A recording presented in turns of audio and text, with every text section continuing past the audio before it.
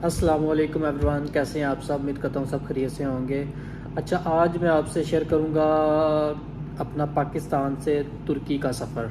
कैसे मैंने पाकिस्तान से डंकी लगा के तुर्की पहुँचा। तो ये तकरीबन सन 2019 की बात है। तो बस कोरोना चल रहा था, जॉब वगैरह बहुत मुश्किल हो रही थी। जॉब कर रहा था मैं, लेकिन बहुत मुश्किल था उसमें गुजारा करना। तो कुछ घर के हालात, कंडीशन ऐसी थी कि वो पॉसिबल नहीं था मेरे लिए कि मैं उतने पैसों में घर को चला सकता।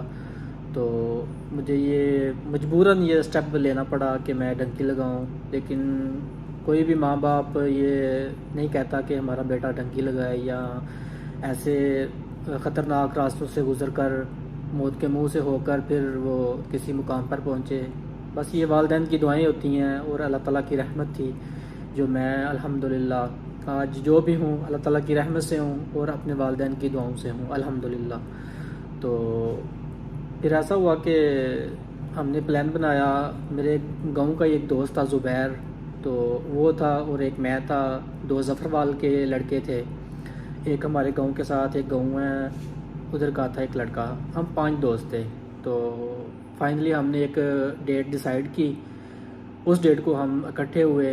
तो इकट्ठे होके हमने कोयटा पहुँचे। कोयटा से फिर आगे जो हमारा एजेंट था उससे हमने रब्ता किया, हमारे पास नंबर ऑलरेडी था। तो उससे जब बात हुई, उसने बोला कि मैं 10 मिनट तक मेरी गाड़ी आपके पास होगी, आप उधर ही वेट करें। हमने 10-15 मिनट वेट किया। उसके बाद एक कैरी डब्बे में पठान भाई आए। तो वो हमें बताया उन्होंने कि ये फ़लाँ एजेंट का नाम है, उसने मुझे भेजा आपके पास। हम बैठ गए उसके कैरी डब्बे में, बैठ कर हम चले गए। तो वो हमें ना एक होटल था, उस होटल में ले गए। उधर जाके खाना वगैरह हमने खाया।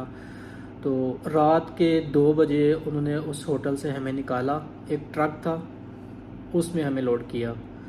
जो आम तौर पे ये जो पुराने ट्रक होते हैं ना, अक्सर आपने देखे होंगे, वो गोल शेप में वो थे। तो उसमें तकरीबन तकरीबन हम 80-90 जो लड़के थे ना, वो थे उस ट्रक में। तो इतनी मुश्किल से हम वहाँ बैठे थे कि मैं बता नहीं सकता कि वो कंडीशन क्या थी। कसम से मैं नहीं बता सकता कि जहाँ हम बैठ गए थे वहाँ हमसे इतनी हिम्मत नहीं थी कि हम अपनी ये एक टांग भी सीधी कर लें, क्योंकि इतनी वो जगह कम पड़ गई थी, इतने ज़्यादा लोग थे। तो वो फिर हमें उन्होंने सुबह एक पहाड़ी थी, पहाड़ थे, काफ़ी ज़्यादा पहाड़ थे, पहाड़ों में ले आए। वो ट्रक सुबह पहाड़ों में पहुंचा फजर के टाइम उधर हमें उतारा गया। उसके बाद हम तकरीबन मसलसल 4-5 घंटे चलते रहे। मसलसल 4-5 घंटे चलने के बाद फिर हमें तेहरान बॉर्डर पे लेके आया गया। जो ईरान का बॉर्डर है ना, उससे पीछे तेहरान पाकिस्तान का हिस्सा एक, वहाँ पे लेके गए हमें। वहाँ वीराने में हमें रखा गया। रात 2 दिन वहाँ हम रहे। उसके बाद खाना वगैरह वो देते थे घर वाले, जो जहाँ वो रिहाइश रखी हुई थी। पैसे हमसे लेते थे वो। तो पैसे यहाँ अल्हम्दुलिल्लाह हमारे पास थे, जो लेके गए थे साथ।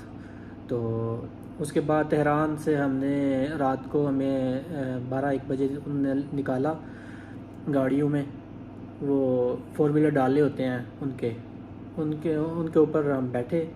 तो हमें ना जो ईरान का बॉर्डर है ना, वहाँ पे ले गए। जो ईरान का बॉर्डर से तकरीबन 2 किलोमीटर पीछे उन्होंने उतार दिया हमें। वहाँ पे उतार दिया। जब ईरान के बॉर्डर हमने क्रॉस करना था तो वो एक खाई थी बहुत नीचे, तकरीबन ऐसा समझ लें कि आप 15-20 फीट नीचे वो खाई थी। 15-20 भी नहीं, ज़्यादा कर लें। तो हमने नीचे छलांगे लगाई उस खाई में। फिर 1-2 लड़के ने पकड़ के पहले एक को ऊपर किया। बाद में हमारे पास ना वो, अक्सर आपने देखा पाकिस्तान में जो वो रुमाली होती है गलों में, अक्सर लड़कों ने डाली होती है, बुज़ुर्गों ने ली होती है, वो थी। वो हमारे पास हर लड़के के पास थी। तो हमने उनको ना बांध के ना इकट्ठा कर लिया, वो एक लंबी सी रस्सी टाइप बना ली। तो वो हमने उसके ज़रिए फिर हर एक एक को ना निकाल के दूसरी साइड पे लेके गए, खाई से, ईरान वाली साइड पे। ईरान में इंटर हो गए। फिर तकरीबन मुसलसल हम 2-3 घंटे चलते रहे। तो पानी हमारे पास सिर्फ पानी था, और खाने के लिए हमारे पास क्या था, चने थे, और क्या नाम है वो जो होते हैं वाइट कलर के हम खाने टाइप मीठी चीज़ थी वो।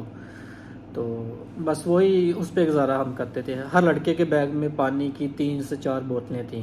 तो बहुत कम जगहों पे पानी नहीं भी मिलता था हमें, बहुत बहुत प्यास लगती थी कसम से, तो बहुत मुश्किल होता था। तो बहरहाल गाड़ियाँ आ गई रात को 2-3 घंटे के बाद। गाड़ी ने उठाया, हमें रिहाइश में ले गए, वहाँ हमें खाना दिया गया। तो उसके बाद तकरीबन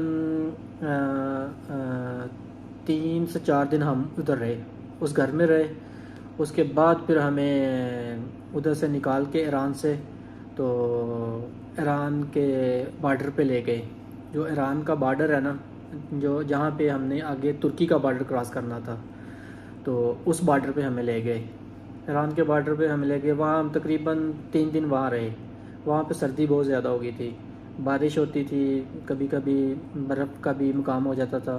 तो ऐसा हुआ कि जिस दिन हमने डंकी लगानी थी ना, उस दिन इतनी बारिश हुई तो बहुत ज़्यादा सर्दी हो गई। हम इमेजिन नहीं कर सकते कि कितनी सर्दी थी।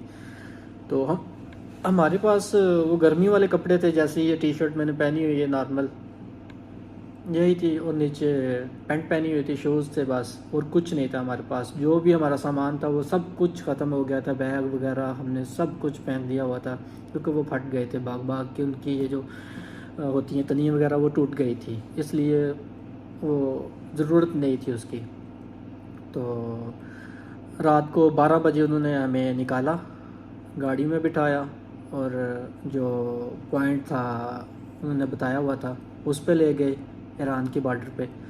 आगे तुर्की वालों की बॉर्डर था, तो वो एक पहाड़ था। वो पहाड़ इतना लंबा था कि हमारी सोच भी नहीं थी। रात को तकरीबन 12 बजे हम चले हैं, तो अगले दिन 12 बजे हम तुर्की का बॉर्डर क्रॉस करके लगातार हमने 12 घंटे पैदल सफ़र किया था। 12 घंटे सफ़र करके फिर हम अगले दिन 12 बजे तुर्की की जो बॉर्डर था ना वो क्रॉस करके तुर्की में इंटर हो गए थे। फिर वहाँ तकरीबन हमने 1 घंटा स्टे किया। तो 1 घंटे के बाद जब हम बैठे हुए थे, लेटे हुए थे, तो जब हम खड़े हुए तो हम इतनी हिम्मत नहीं थी कि हम अपने पाँव पे खड़े हो सकें। कसम से हम बता नहीं सकते वो जो तकलीफ़ थी ना हमें, हम आपके साथ बयान नहीं कर सकते कि कितनी तकलीफ़ हुई थी हमें। तो फिर हमें वहाँ से गाड़ियों में बिठाया गया, गाड़ी में बिठा के फिर एक रिहाइश थी वहाँ लेके गए। फिर उधर से उन्होंने क्या किया, जो तुर्की वाले थे, एजेंट थे, उन्होंने हमारी सब लोगों की, जितने भी लड़के आए थे सब की उन्होंने तलाशी ली। जिनके पास पैसे निकलते थे उनसे पैसे ले लेते थे, खाने की चीज़ें दे दे नहीं, पैसे ले लें। तो जो मोबाइल किसी के पास अच्छा होना वो ले लेते। तो ऐसे मतलब कि खाली इंसान जो है ना वो आगे पहुंचता था। किसी के पास जो पैसे हैं, मोबाइल है, सब कुछ वो ले लेते थे, कोई चीज़ नहीं छोड़ते थे। तो फिर ऐसा करके तो हम पहुंचे उधर रिहाइश में। उधर से हमें फिर दूसरी गाड़ी में लोड किया गया। दूसरी गाड़ी में हमें डालकर तो जो तुर्की का एक सिटी था, उसका नेम मुझे याद नहीं है कंप्लीट, वहाँ पे ना उन्होंने हमें उतार दिया। वो एक पेट्रोल पंप था, बस स्टेशन था काफ़ी बड़ा, तो उधर उन्होंने उतार दिया हमें। तो उसके बाद जो हमारे गांव के लड़के थे, सरफराज भाई, जिनके थ्रू हम जा रहे थे, तो उनको हमने कॉल की कि भाई ऐसे ऐसे उन्होंने उतार दिया। वो कहते हैं कि इससे आगे हम नहीं लेके जा सकते, हमारे लिए ये पॉसिबल नहीं है। तो उधर से फिर भाई ने इस्तांबुल से अपनी टैक्सी भेजी। वो टैक्सी हमारे पास आई। हम 7 लोग थे, 6-7, तो 2 और लोग थे, 2 और दोस्त मिल गए थे, वो भी साथ थे। तो वो उस टैक्सी में फिर हम जो है ना अपनी रिहाइश में गए। तकरीबन 4-5 घंटे सफ़र करके फिर हम तुर्की पहुँचे। तो ये सारा खुलासा इसलिए मैंने, हालांकि अभी बहुत आपको इजी वे में बताया है, जो हमें मुश्किलात आई, बहुत सारी मुश्किलात आई, खाने पीने की, चलने की, बहुत सी तकलीफ़ें हमें बर्दाश्त करनी पड़ी। यहाँ तक कि मेरा चोट भी लगी थी मेरे घुटने पर, मेरा घुटना फट गया था। तो इवन क्या था कि हिम्मत नहीं आ रही थी। अल्लाह पे तवक्कल था, वालिदैन की दुआएं थी, अल्हम्दुलिल्लाह उनकी दुआओं के सदक़े हम अपनी मंज़िल पे पहुँचे। तो जिस दिन ये टोटल हमें 28 दिन लगे थे, 28 दिन के बाद जाकर हम जो है ना वो तुर्की पहुँचे थे। तो खुदारा ये अब तो बहुत सख्ती हो गई है, अल्लाह माफ़ करे। अब तो इतना मारते हैं तुर्की की बॉर्डर पे कि जिसका हिसाब ही नहीं है। अल्लाह माफ़ करे। जो भी ये रास्ता अख्तियार करते हैं सोच समझ के, ये नहीं कि कुछ लोग होते हैं भाई मैंने यूरोप जाना है, ख्वाहिशमंद यूरोप के, अच्छा भला कारोबार है, अच्छे भले सेटल हैं, फिर भी वो कहते हैं जी हमने डंकी लगानी है। लेकिन डंकी इतनी आसान नहीं है, कसम खुदा की डंकी इतनी आसान नहीं है जितनी हम लोगों ने बनाई हुई है। इतनी मुश्किल है कि इवन हमने जो सुना था, हमारे दोस्त जो डंकी लगा के हमारे साथ आए थे ना, उन्होंने, वो दूसरे ग्रुप के साथ थे, उन्होंने बताया था कि हमें एक पहाड़ी के ऊपर से 2 लड़कों ने एजेंट के साथ, जो एजेंट के लड़के थे ना, उनके साथ बदतमीज़ी की। उन्होंने उधर से ही उनको गोली मार के पहाड़ी से नीचे गिराया था हमारी आंखों के सामने।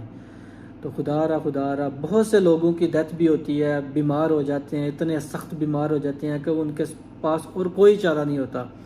फिर वहाँ कोई अपना नहीं होता, सबको अपनी अपनी होती है, कोई किसी का साथ नहीं देता, सब साथ छोड़ जाते हैं। कोई किसी को ये नहीं कहता कि भाई मैं आपके साथ हूँ, मैं आपको छोड़ के नहीं जाऊँगा, कतई ये ऐसी बात नहीं है। सब आपको छोड़ जाएंगे उस वक्त। उसको सबको अपनी अपनी होगी कि मैं निकल जाऊँ, मैं पहुँच जाऊँ, ये मरता है तो मर जाए। तो बहुत सारे ऐसे लोग वहाँ पे मरे हुए देखे, अल्लाह माफ़ करे। बस बहुत तकलीफ़ होती थी, दुआएं हर टाइम मुंह से सिर्फ दुआएं निकलती थी। तो अल्लाह का शुक्र अल्हम्दुलिल्लाह 28 दिन के बाद जाके हमने, बहुत तकलीफ़ों के बाद जाके हम 28 दिन बाद तुर्की पहुँचे थे, इस्तांबुल। तो ये सारा खुलासा था बताने का कि जो भी ये रास्ता अख्तियार करना चाहते हैं या कर रहे हैं तो खुदारा लीगल तरीके से आएँ। डंकी अगर लगानी है, बहुत मजबूरी है तो फिर लगाएं, वो भी मैं नहीं कहूँगा कि आप लगाएं, लेकिन ये बहुत मुश्किल रास्ता है, आपकी जान भी जा सकती है। तो इसलिए इस रास्ते से आप गुरेज करें। तो मैं तो यही कहूँगा कि बुरा रास्ता है, तो उससे बेहतर है कि आप किसी एजेंट के थ्रू, ट्रैवल एजेंसी के थ्रू आप अपना वीज़ा लगवा लें। पैसे चार्ज ज़्यादा लग जाएंगे, लेकिन ये है कि आपका काम हो जाएगा इंशाल्लाह। तो आप आसानी जो है ना वो तुर्की इस्तांबुल आ सकते हैं। शुक्रिया, अल्लाह हाफिज़।